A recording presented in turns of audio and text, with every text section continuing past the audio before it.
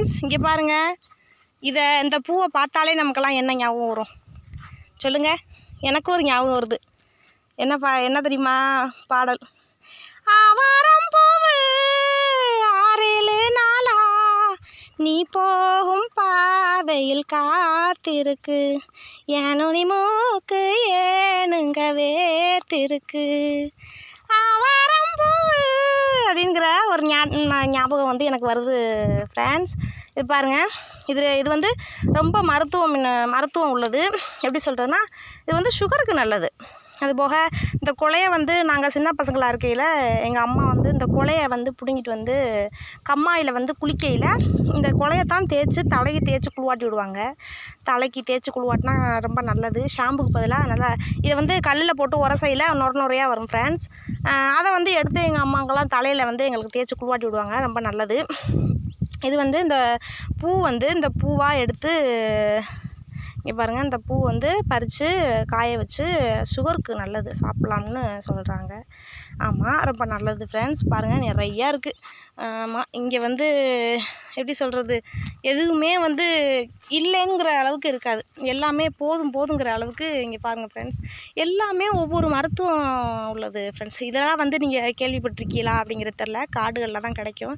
நாங்கள் சின்ன பசங்களே இருந்து நாங்கள் வந்து இங்கே இந்த மாதிரி இதுகளே பார்த்ததுனால இங்கே பாருங்கள், அந்த ஃப்ளவர் எவ்வளோ அழகாக இருக்குது பார்த்தீங்களா? இதுக்கு பேர் நாங்கள் வந்து லாரி மரம்னு சொல்லுவோம். நீங்கள் என்ன சொல்வீங்கன்னு எங்களுக்கு தெரியாது. இதை வந்து நாங்கள் கிராமங்களில் வந்து இந்த செடியை வந்து வெட்டி தட்டி கட்டுவோம்.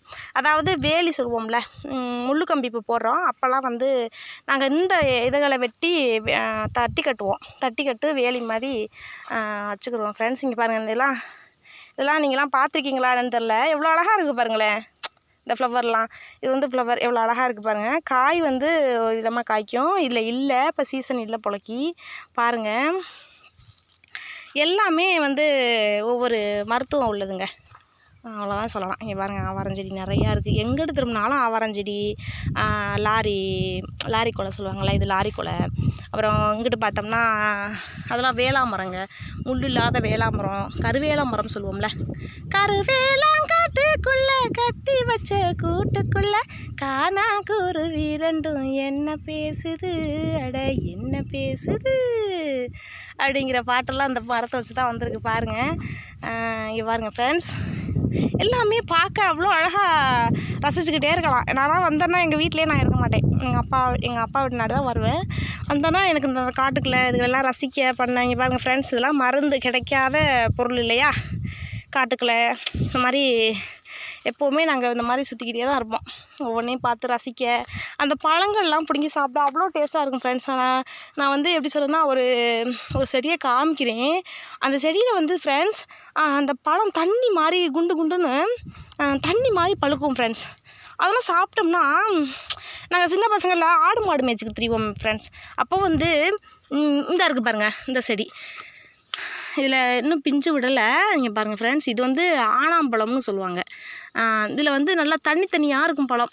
அப்போல்லாம் எங்களுக்கு தண்ணி தவிச்சிச்சுன்னு வச்சுக்கோங்களேன், வேலை பார்க்கலாம் தண்ணி தவிச்சிச்சுன்னா காட்டுக்குள்ளே வேலை பார்த்துக்கிட்டு இருக்கையில் வந்து தண்ணியெல்லாம் அங்கங்கே கிடைக்கும்னு சொல்ல முடியாதுல்ல ஃப்ரெண்ட்ஸ். அதனால் இந்த பழங்களை வந்து நாங்கள் பிடுங்கி நிறையா சாப்பிடுவோம். தண்ணி சத்து உள்ளது, அவ்வளோ நல்லது.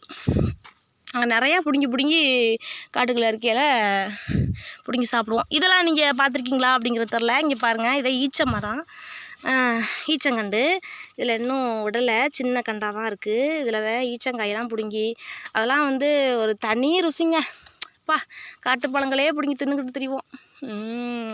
அவ்வளோ நல்லாயிருக்கும் ஃப்ரெண்ட்ஸ். உங்களில் யாருக்காவது அந்த அனுபவம் இருக்கா? இருந்துச்சுன்னா கமெண்ட் பண்ணுங்கள், பார்ப்போம்.